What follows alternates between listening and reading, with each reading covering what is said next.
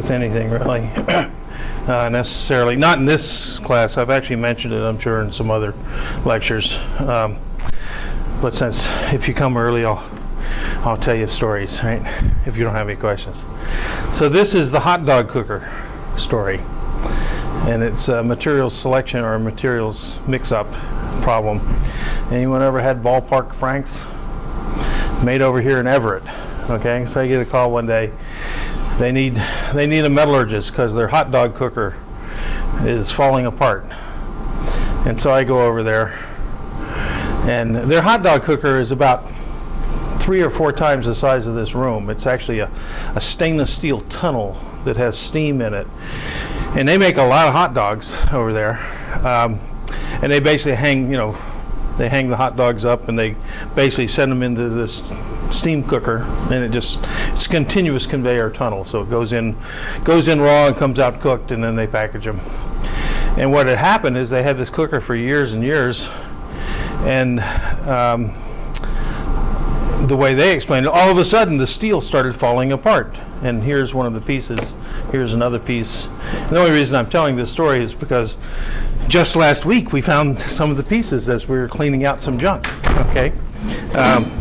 And I've been wondering, because I used to have some in my office, but the ones in my office just completely crumbled in your hands.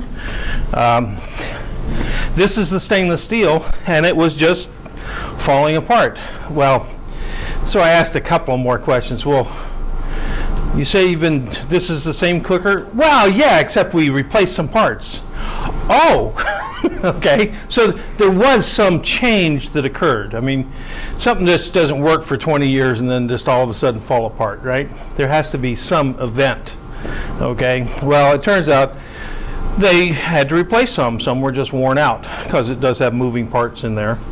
And the whole cooker was supposed to be 316 stainless steel. Does anybody know the difference between 316 and 304? Actually, when I handed out those little half-inch balls, there were 304 and 316 on there. They have different corrosion resistance. Yes, and chloride is very good. 316 has 2% molybdenum. It just about doubles the price of the stainless steel.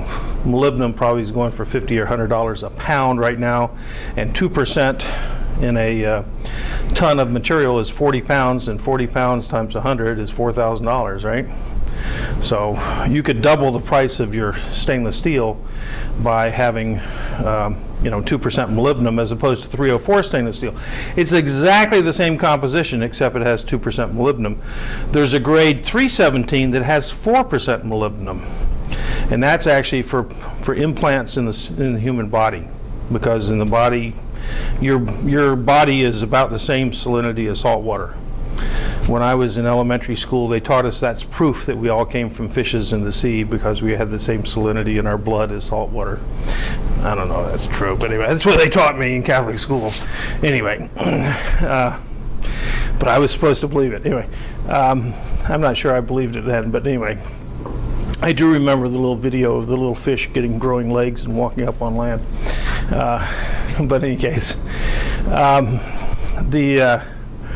there is another grade that the Navy's been looking at for submarines, which is 6% molybdenum. So you're now talking about $12,000 a ton extra just for the molybdenum in there.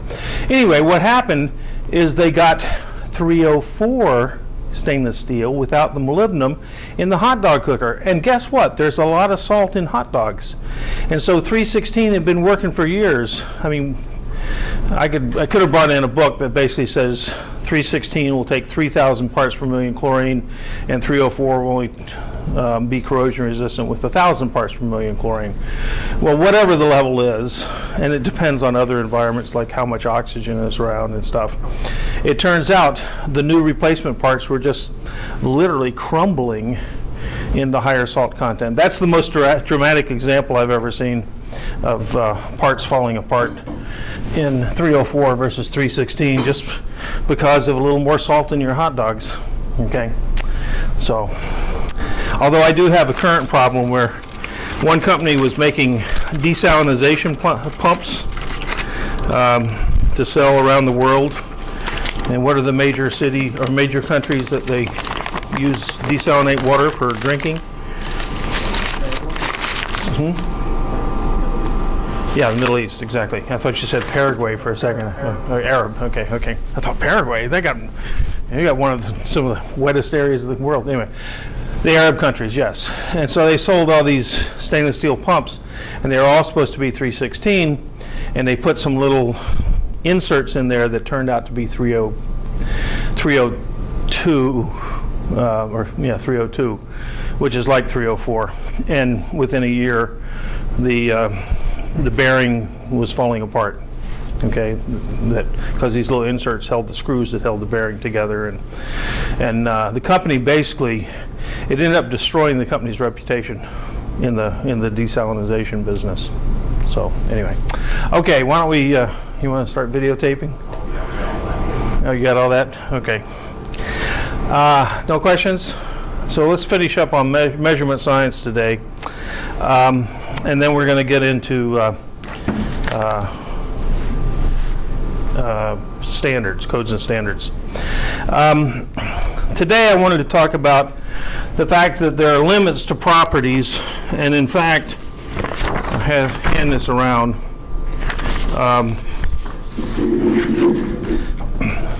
And I'm sure this is probably in my material selection lecture somewhere, but I actually used to use it in 3091, okay, when I taught 3091, because the principles are the same. And it's the difference in bonding. Essentially, properties of all materials relate back to the bonding of the materials. And the example I like to use is diamond and graphite, because it's the exact same composition. The only thing that's different is the type of bonding. And so most of you are material scientists, and so you know about the differences in bonding. But diamond and graphite are pretty dramatic in the properties, and I added one down here at the bottom. But in any case, you've got sp3 bonding in diamond, and I just happen to have a diamond crystal structure here. It's a cubic crystal structure. The white lines are the face-centered cube, but it's actually called diamond cubic, but it's a bunch of tetrahedra. If you look at one of these atoms in the center, it's got 4 carbon atoms around it arranged in a tetrahedron. That's sp3 hybrid bonding. You take 4 bonds, 1 s bond and 3 p bonds, and you end up with a little tetrahedron that is spherically symmetric. On the other hand, graphite is sp2 bonding, and every carbon atom has 3 neighbors all in a plane, and you get this layered structure. Okay, so same composition but different structure, one 3-dimensional structure, one 2-dimensional structure, very different properties. We already talked about diamond cubic. This one's hexagonal close packed. Higher density, the stronger bonds in diamond give you a higher density. Diamonds are transparent, graphite is opaque. And in fact, diamond is the most transparent at the low energy light. You can go out to 50 micron radiation in the infrared, and diamond was the only thing that's transparent out there. Even some of your ceramic crystals like potassium bromide, they only go out to like 30 micron wavelength. Diamond will go out to 50 micron. It's the most transparent in the infrared of any material in the world, okay? Because it's one of the strongest bonds. I used to say it's the strongest bond, carbon-carbon bonds. In fact, the silicon-oxygen bond is stronger than the carbon-carbon bond. But carbon-carbon is second only to silicon-oxygen. Anybody know where we have silicon-oxygen bonds? All our hydrocarbons, we have backbones of carbon chains for polyethylene, most of your hydrocarbon polymers. There are some other polymers that have silicon-oxygen bonds. Silicone. is the, yes, siloxane, yes. But all the silicone family of polymers are silicon oxygen backbones. So anyway, graphite is opaque. What's the difference between something that's transparent and something that's opaque in terms of electronic structure? Come on, some of you material scientists, you've learned all this. You got to start integrating what you learned. Band gap, free electrons. Diamond has no free electrons to absorb light. Graphite has got free electrons. These S2P hybrids leave a band gap with, or give you a band in the band gap that's easy, which is smaller distance in terms of electron volts in the gap, and so it can absorb visible radiation. Diamond sp3 has a huge band gap with no, unless it's got impurity centers, or color centers we sometimes call them, to absorb the light. There is no color to diamond. Okay? And it has the largest band gap. That's why it's transparent all the way out to 50 microns. Graphite is opaque because it has free electrons because of these sp2 bonds. There's essentially a free electron for every atom between these planes. Essentially, these long bonds here are the free electrons. Okay? And they will conduct electricity if you have free electrons. And so it turns out graphite's a conductor, diamond's a great insulator. Thermal properties, diamond, and we'll see later, has the highest thermal conductivity of any material because it has the strongest bonds, it has the stiffest crystal structure. Okay? Graphite is anisotropic, and you can say it has moderate. It actually has great thermal conductivity in the basal plane, not so good in the hexagonal plane. Okay. Mechanical wear, diamond is an abrasive, graphite's a lubricant. Okay, I mean, how much different can you get? Mechanical hardness, very hard and soft. Abundance, rare and abundant. And machinability, as I wrote down here, difficult to machine diamond and very easy to machine graphite. So tremendous differences in physical properties of materials depending not just on their composition, which is what we usually think about, but if you actually start thinking of their bonding methods, there are tremendous differences even if the composition is identical. So there are limits to these properties, and in fact everything's related to the bonding. The bonding is all related to the Lennard-Jones potential, or the energy potential for bonding. So if this is the zero of energy, this is positive energy and negative energy of bonding.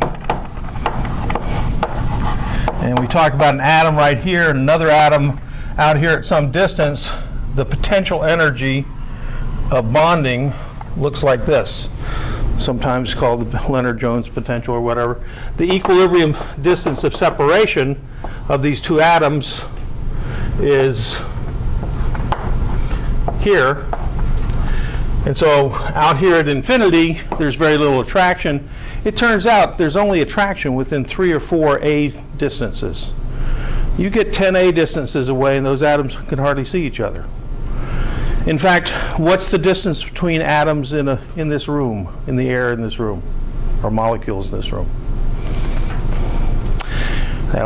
This is repeating something else from another lecture, but the difference in density between a vapor and its condensed liquid or solid is about a factor of 1,000 at room temperature. You can prove all this from the ideal gas law and looking at the density of the solids. So if I take the cube root of 1,000, I get a distance of about 10. So there's 10 molecular distances between each molecule in this room. There's no significant attraction between the molecules in the room. It acts almost like an ideal gas because they're way out here. There's no attractive force between them. This would be attractive forces. In any case, it turns out that the depth and sharpness of this bond and the closeness of this bond is a stronger bond. So silicon, oxygen, and carbon are much stronger than hydrogen, carbon, or something else. And so a lot of properties, your mechanical properties are actually determined by the curvature at the bottom of that potential well. Your melting temperatures are determined not only by that, but the number of electrons involved in the bond. What's the highest melting element on Earth? Pardon me? Tungsten, right. Very good. Okay. So we look at the periodic table. I've highlighted in yellow the 4 elements that have a melting point above 3,000 Kelvin. Okay? If you look at other things around here, you'll find that as you go down the periodic table, you go from 2,200 to almost, or 2,900 from molybdenum, but to 3,700 for tungsten. Seaborgium, if we actually had enough to melt, would probably have a melting temperature higher than tungsten. Okay? Right? Going down the periodic table, right? That's what the periodic table tells us, right? Even if we can't measure it, we can predict it. In any case, why are these the highest melting metals? Because they have the most bonds. These have the most F-shell electrons participating in the bond. It's not just the depth of this potential well, it's also how many of these potential wells, electron and electron interactions, are coming together to hold the thing together. Okay? So melting temperature is a function of bond strength, is a function of the number of electrons that are participating, et cetera, et cetera. So that's temperature, but we're talking about measurement right now, and we are going to talk about properties and the limits to properties. But if you're going to measure something, the very first day I started out talking about if you're going to measure something, you're talking about energy interacting with the matter, and there are various types of energy. There's electromagnetic energy, there's mechanical energy, chemical energy, thermal energy, nuclear energy. You can think about something else. You can actually get combinations of these. Piezoelectric is basically mechanical and electric. Okay? And you can think about these different ways, but thermochemical, okay, energy. Okay?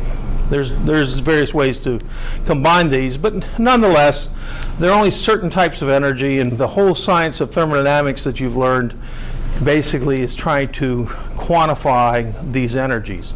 I just talked about chemical energies. The highest strength chemical bonds are just a little over 3 electron volts for carbon-carbon or silicon-oxygen. But you've got other bonds that are down on around 1 electron volt, and these are the energy for the primary bonds. You have secondary bonds that are 10 times weaker as far as that goes. And so when you're trying to measure the strength of something, you have to, or when trying to measure something, you have to worry about whether you're going to do something to change the material. Remember, Heisenberg said, oh, gee, you try to measure the position of something, and you hit it with a photon. That photon, if you're talking about quantum mechanical things, is going to move the thing so the position changes, and that leads to the Heisenberg uncertainty principle. Well, if I used energy, electromagnetic energy, to try to measure the properties of something, I could be altering the properties.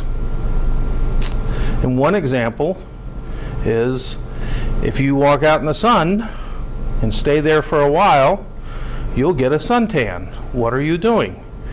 And why is it only in the sun and not indoors? If the sun was shining through the windows, you wouldn't get a suntan through the windows. What's happening? You don't know? It's the UV reaction with your skin. You start looking at the energy of ultraviolet radiation, and you'll find it's on the order of a couple of electron volts. It's sufficient to break primary bonds in your skin. And that's what causes suntan. You can't get suntan through the window because the window blocks the UV, but it doesn't block the visible. Visible is only about 1.5 electron volts or less, and so it won't break down the bonds. Ultraviolet radiation breaks bonds. So if you're trying to measure with ultraviolet, you're liable to change the material by breaking even primary bonds.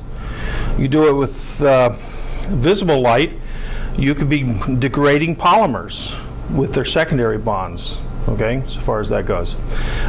If you get to high enough energies, you actually can start nuclear reactions, and at 5 million volts, with electron beams of 5 million volts, you'll start getting transmuting the elements to radioactive isotopes. Okay, you'll start knocking protons or neutrons out of that nucleus at 5 million electron volts. It takes a lot of energy to do it, but all of these things can interact with each other depending on the limits.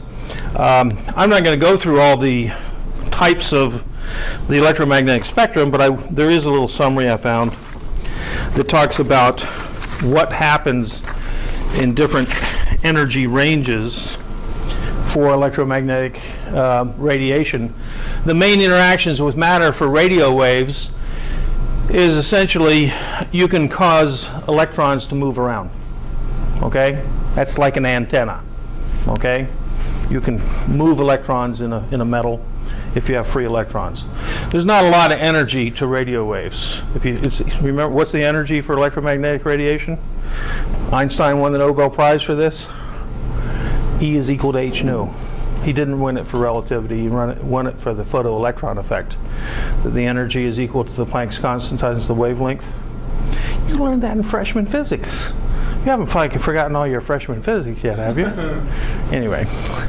Actually, what I'm trying to do today, right now, is to these things and somehow integrate these things. You learn this in that course, and they actually do sort of.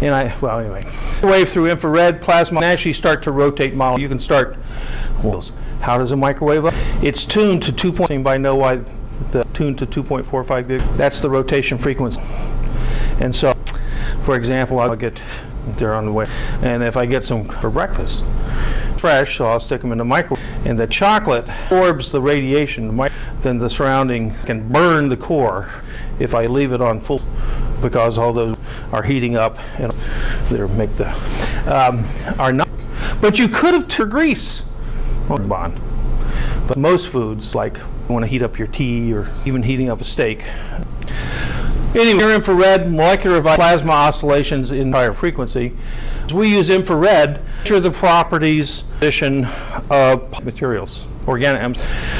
You go measure the reflected light if it's partially transparent, tell exactly what bonds of the vibration frequency transform infrared spectra are. And I'm seeing this before. Okay, visible electron excitation molecules found in the. So you can see plasma oscillations in metal. Excitation of molecular electrons, including ejection effect or bonds. Certain X-rayation of core atomic electrons out from the. So as you get higher energy, you can do things depending on. So mechanical energy, I'm not going to go through. I cover in the actually I go through this type of stuff in more. But mechanical maximum frequency. Any of the Debye frequency from played it. If we know in the solid, this distance A, so that's something like number in angstroms. Okay, yeah, 5 is fine. 10 to the minus, or let's see, yeah, 10 to the minus 9 nanometers, which is someone's about to say 5 angstroms. 10 to the minus 10 nanometers. Speed of sound in anybody remember? In air at 343 points. You don't remember that? Okay. 1,000 feet per second. Beta 10 molecules vibrating. It's going to be 1/10 of. So something like 1,000 meters is the velocity of sound or in a liquid.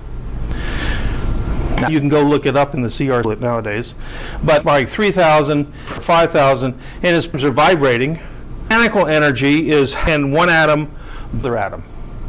Vibration frequency is times the distance of separation. The 13th.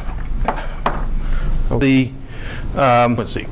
Some people say it's 5 times. I'm not going to quibble. Okay, for a distance 2 as the interatomic 2 2 angstroms rather than 5, okay? But the maximum frequency that you can atoms interact, thermal and mechanical energy, atoms on the lattice, and nuclear energy. Talk about it, okay? As far as that goes. Okay, limits. So these are the properties. The best way to describe the limit with Ashby. Who was Mike Ashby? Actually, who is he? But he was from, I think, Cambridge University. He became a faculty member at Harvard, Great Britain. He was Lorna Gibson's professor. So I guess that's anyway. No, actually, he's recipient of the Actimet Gold, great material science, 20th century. Okay, Cambridge now. Ashby plots in the early 80s. Ashby plots, plotting two properties. He's a mechanic. So some of the first things he did was, and if you, let's try to brighten that. Might help. He basically, as he plotted all this log scales, and you can run on a log scale, found that engineering out strength versus modulus here, components were actually surprisingly okay. Reinforced laminates were wood, ash, oak, and porous ceramics were woods. All your other woods are dynamic ash and oak handles out of, right? Cork, anyway, about 5 orders of magnitude in each family class, 1 or 2 orders of magnitude, because each one of these has a particular type of chemical, and the chemical bond only varies depending on its orientation, like diamond and graphite. Strength of the bond, electron volts per bond, or well. Look at some other properties. Very good correlation. Hard to figure out why. Thermal conductivity lies on a 45 degrees. You start out here with diamonds. Thermal conductivity of anything. It's got one of the, and in fact it has a 3, the strongest material, hardness, highest if you're and stuff. So it's got the deep, and that leads to mechanical vibration, which leads to very good thermal conductivity. What's the difference between thermal conductivity? Anybody remember? Well, it is sort of a K D times the heat capacity, thermal diffusivity.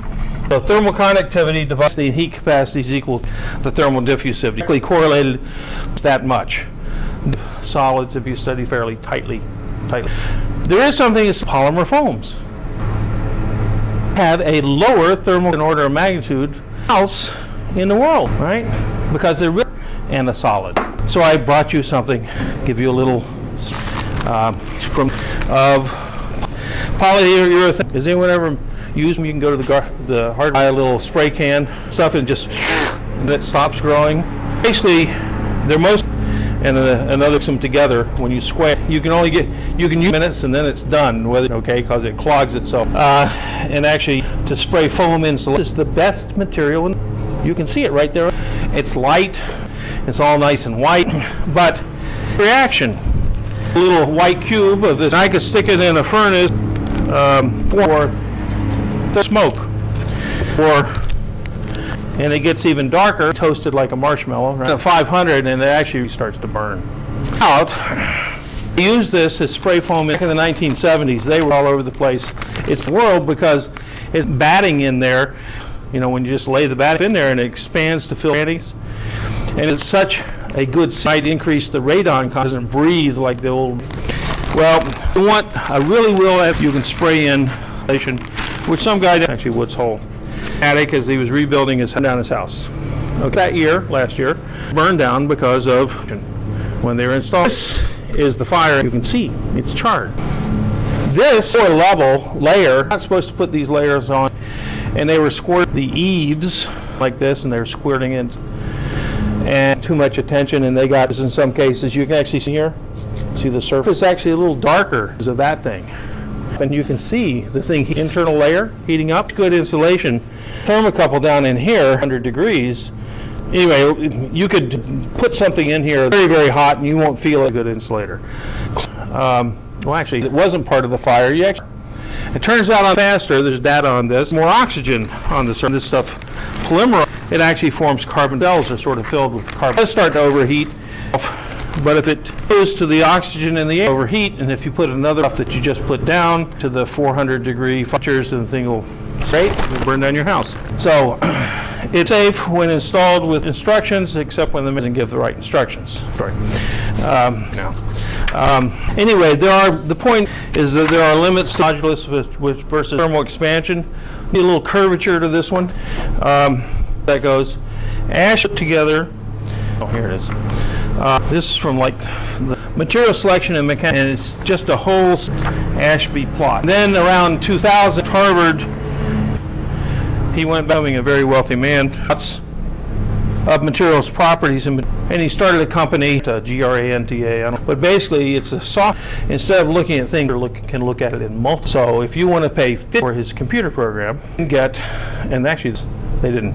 I think Professor Gibson and the department used $1,000 a year for it. But anyway, and you could actually say, oh, it has won't melt until this modulus, this, and you put in properties, and it will possible combinations there.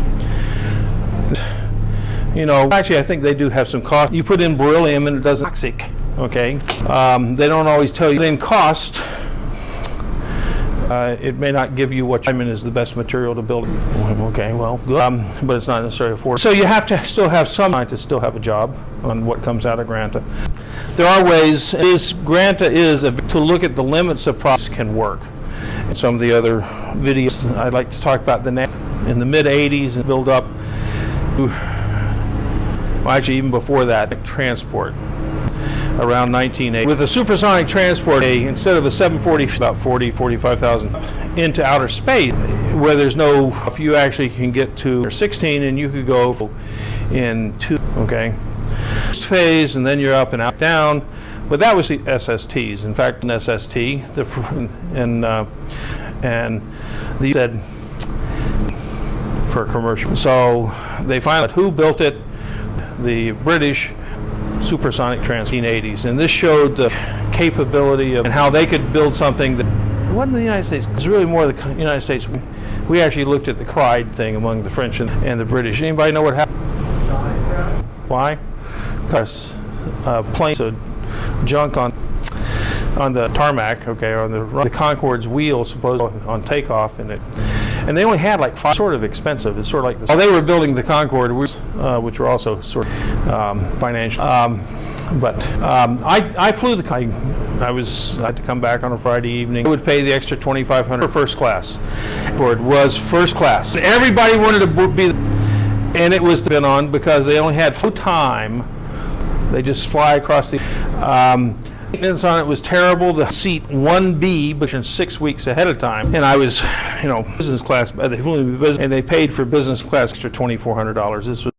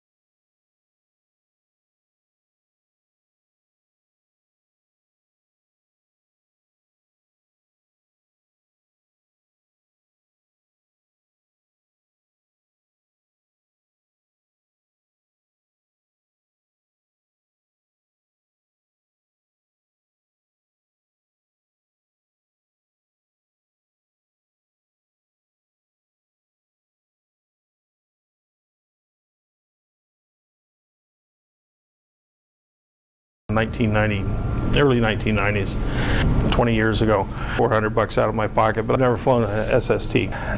So we left to London, at 5 o'clock, arrived the same day, between the places, but you actually on the local clock. But most of the time, boost phase, slowdown phase, because you're going so fast, Atlantic, and you couldn't go supersonic when you were over. So there are only certain routes that made it uneconomical to New York between, basically, and so you can take a route in Bermuda and things. People complaining about breaking the solution from that. They had a display that told us what, if I remember, 2.3 or something. So most of the people who fly make their reservation ahead of time, just like first class. People who fly first class make the reservations ahead of time. Wire for British Airways, 3 years old, tycoon, and his around the world. British Airways would hold every Friday for the flight. At noon, he'd fly all the way, or London to New York, come back on the 2 o'clock flight to London over the weekend. Most of the time, telling into illegal bank accounts, kind of a different world. He told me his schedule. He was New York, and then back to going on to Cairo, and somewhere in Delaware, and then he was going on to Bangkok, and then we'd be back. He was going to Globe that week. Just well, if you have a lot of money, flying all the time. And the other thing was tray table for dinner broken, so he had to with one hand and eat. Okay, they never did not give me a lot of as a passenger on this airplane that you don't have time to do maintenance. Brings up another point: helicopter tour things, the Fall or the Grand. Never have time to do maintenance on those. Okay, they have the by the helicopter company. Things you shouldn't you're not flying anymore. Any questions? Okay, and standards. I put up one society's definition of going to hand out to you. You can get the Ben Franklin is on lightning protection system. You know, I handed it out recently. Here's an article, a chapter out of the welding handbook. It's on the chapters on people who weld. Worry about one for you, and you can pay things. In here, and not anything that's generally, but the American welding is an apprenticeship of, and unfortunately, someone in the math department fixed their this will slowly they use standards to include or specifications or classifications or there's lots of things that fall category of standards. Some of these have, some of them don't. Out, I think the first day, the second day, and this is what essentially presentation around pick a standard code. Most of the or classification simple, and so I'm going to handle that I'm also going to talk about tomorrow. Anyway, A1 is ASTM. Anybody know what? American Society for Test headquarters in Philadelphia. Almost the last 100 years. They have, if you go to, actually they're mine now. No, they aren't. I have one like this. Because they're too expensive to get rid of them. Gotten rid of them, but actually has to do with down here that I'm going to. Codes and standards in the last 5 to 10 fold because the I don't it says 100 years and this 98. Okay, annual book of standards. Now I don't have to buy, but the irons and steels that of these probably cost me $1,000 years ago. It probably, I don't know. I haven't gone to look at. Prices have gone up dramatically. That's why that's happened. But in any case, I'm going to want you to take some ASTM and go through. You can talk about the history, who's whether they're doing it for service or the scope. Look on the one you've got. In the very beginning is a seamless carbon steel pipe. Well, this that might go in your basement, either if it's seamless and not welded pipe. It does look like it's seamless. I don't see a weld going around it, right? The ASTM 106. It turns out welded pipe in A53. Okay. The plate is steel stuff out of the Garden VM A36. Civil engine. Oh, use A36 plate. And they want a higher strength steel, 441. They're all okay. Has a set of codes, all of them in hard copy. They would take up about 20, and they cover you can think of, or a material specification. Probably a dozen on polyurethane foam, on how to make it, how to evaluate it, essentially is a put together and government. Basically, if you look down at the bottom here, specifications under the jurisdiction on steel, stainless steel. Current edition and July 10th, they tell you what day. We'll get into arguments. On July 11th. Okay. Prior code, which might have been, it will tell you what the prior published as A1, the dash 26. This seamless pipe, this edition was 1990. So it gives you, anyway, it will tell you what scope is from to 48 inch, 1/8 inch, I mean this, right? That it will tell you if there are some requirements or limitations, tell you what other code to look at, some of this, and so, or this standard, okay, they call it not just a standard, American national standard, okay? It's also Department of Energy nuclear energy, okay? Societies will adopt codes or standards from some adopt some of these have the force of law. The Nuclear Engineering Code, the Nuclear Regulatory Commission, if you want to build a nuclear reactor, their standards, but their ASTM standards. ASTM got together 15 years ago or so, basically said, develop standards. People will know how to measure its properties, related to this course, right, on manufacturing, and give you something so that can call out and know exactly. So these things, as they get revised by committee from government and used in litigation, will come to a disagreement. It also greatly simplifying. If I want to buy, I'm going to build a high-rise in downtown Boston, have a that has certain property. I'm not going to get some cheap foreign, then I'll sell it. I'll ASTM. And the reason I'm giving 6, just to give you of what we're going to go over tomorrow, is because I am involved for years in a new refinery up in Alberta, and at the time there was a big. I mean, the economy was session. The economies were doing all kinds of to get steel pipe. Canada took on the job company that's building a new refinery.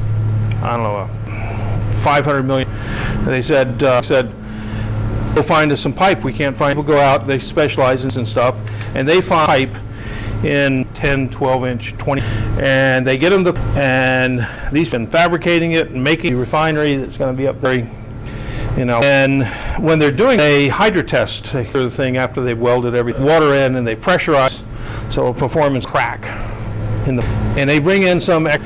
This crack was. Okay, well, probably true. I don't know because I've actually never been able to see. But anyway, I think they condemned based on this. Okay, we want our $6 million back, whatever it was, $2 million back, because we're going to yank it all out. We're going to that part of our refinery built. We're going to charge you for putting the new stuff in. So there's a big fight. I'll explain to you tomorrow. The fight arose because people don't know how to read a standard, plain English standard.